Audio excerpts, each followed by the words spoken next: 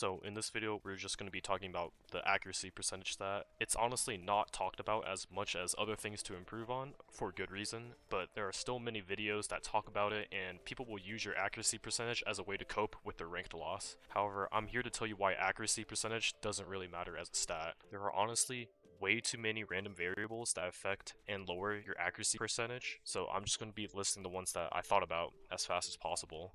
The first variable is what kind of enemy are you shooting? Are you shooting bigger hitbox and slower enemies like tanks, or are you actually contesting smaller hitbox and faster enemies like dive DPS? And speaking of tanks and DPS, you're just going to inflate your accuracy percentage if you only shoot tanks. The next variable is basically, well, if the person's stimming.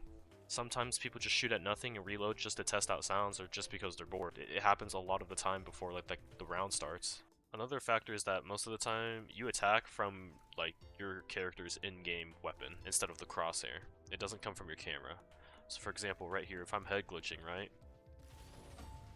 I'm lowering my accuracy percentage just because it's a third-person camera. Situations like this where cover is coincidentally blocking where your shot is coming from, it happens a lot more than you think. Generally speaking, accuracy percentage is pretty much only relevant on hitscan DPS, but I'm just going to bring this up since I know Rivals players will complain about stuff that shouldn't even be complained about in the first place. Projectile characters like Squirrel Girl and Iron Man should shoot their projectiles and chokes, even if they know they are missing, to prevent enemies from walking out easily. If all of these factors don't make sense to you and make it seem like I'm just coping, here's an example. People who equal lift in the gym tend to brag about the heavy weight they're lifting, but their form looks like this. What I'm trying to imply to you is that people brag about the quantity of their shots hit, not about the quality. Now, the next thing to ask is, if accuracy percentage isn't a good indicator of how well I'm aiming, how do I know if I have bad aim?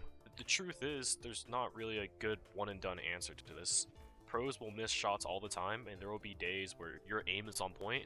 There will also be days where your aim might make people think you're a Wanda player. The best thing I can say is that you just need to work on your aim if you can tell that you're constantly missing the easiest shots. Do whatever you want to train your aim, whether it's an aim trainer or just going into the range in Rivals itself. There's nothing wrong getting extra practice for your aim on Rivals, but Rivals is just more than an aiming game. I know some person is going to type all snobby in the comments saying, if accuracy percentage doesn't matter, why do pros have better accuracy percentage? I mean, it is true that pros will tend to have better mechanics than the average player. However, people just don't realize that pros just have better timing and positioning, which helps them hit easy shots, but most importantly, it allows them to make plays that win them games. Call me crazy if you want, but I think putting smart plays in your playbook is more important than constantly obsessing over a number. Okay, so I'm just going to be giving an example of how timing and positioning can allow you to hit easier shots than just having better raw aim. And honestly, I hope a lot of players, mainly poke players, don't actually start doing this, because this is going to be really annoying to deal with. So say for example on this Burn into T'Challa map, the domination one, the King of the Hill, whatever you want to call it, say for example you guys took point, right? So this is pretty much, everyone does this, especially if they're new to the game or just new to DPS or whatever it is. When they have the point and they forward hold right here, they just shoot down this choke right here. Now this inherently isn't a bad play, because you're at least applying pressure. You're going to make the enemy team waste resources, pushing you up. However, plays like this don't necessarily get you kills, it only just wastes the enemy's time, which you could argue is what a forward hold is for. But just bear with me a tiny bit more. Now the reason why, spamming down, this big choke honestly really isn't the best play for, actually winning the game and also hoping your accuracy percentage is because of many multiple factors. As I've already said, the enemy team's gonna push you out here. They're gonna force you to get out of the angle, meaning that you're not gonna stay in this general area for long and actually applying pressure. You're just realistically gonna be here for a few seconds, shoot them, you get shot at, and then you back out. And then not only that, it's really hard for you to get valuable picks, because what's most likely going to happen, the tanks are just going to be overlapping, just being in front of the supports and just blocking your shots, even if they're not a shield tank. Sure, you can argue that if you play this head glitch right here, you can land more shots and therefore, have more presence in the forward hold, but you are honestly just going to get forced out very easily once they, push this little ramp up here. So a really good play for really good DPS players is based off timing and positioning. You actually play right here instead.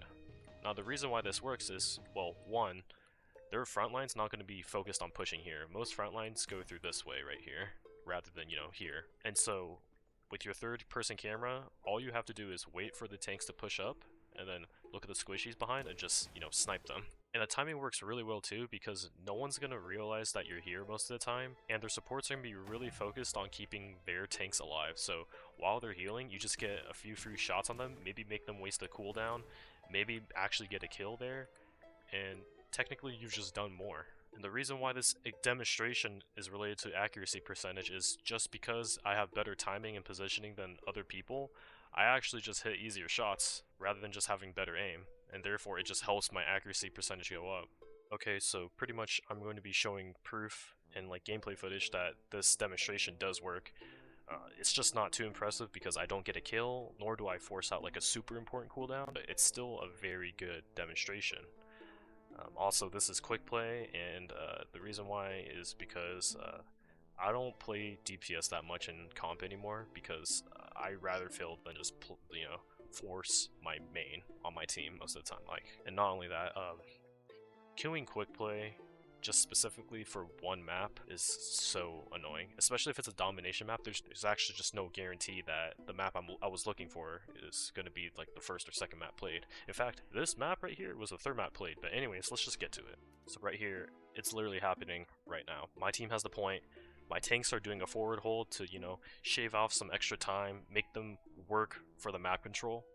And right here, honestly, this is actually just really unlucky timing. As you can see, Cap is already like the first tank up front, and the squishies are in the middle, and Mag is in the back here. Pretty much all Mag has to do is, look at me, hit me with like a right click or something, or just bubble whoever I'm shooting at. So that's why I don't shoot here. But generally speaking, you're gonna have like the tanks go first, then DPS, then supports, most of the time. So that was honestly just really unlucky on me, but I'm still doing it, right?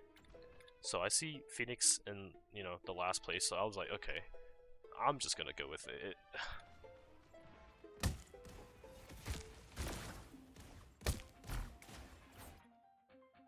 So, I don't know, it's just really unlucky that there was a Phoenix as my target. A Phoenix literally just has to hit one button, and then they just phase, like, immediately, and then I have to deal with an Invis. Invis shield is not like the most important cooldown to, get rid of, considering how fast she gets it back. But, it is something. As you can see, I just did half of freaking Phoenix's health, and I did like a third of Invis's health.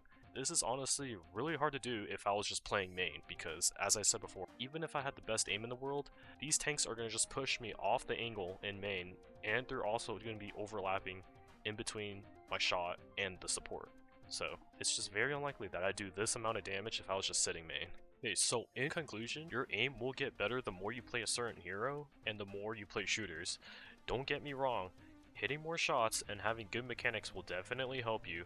However, your timing and positioning is the most important factor of allowing you to hit valuable shots on targets that matter the most.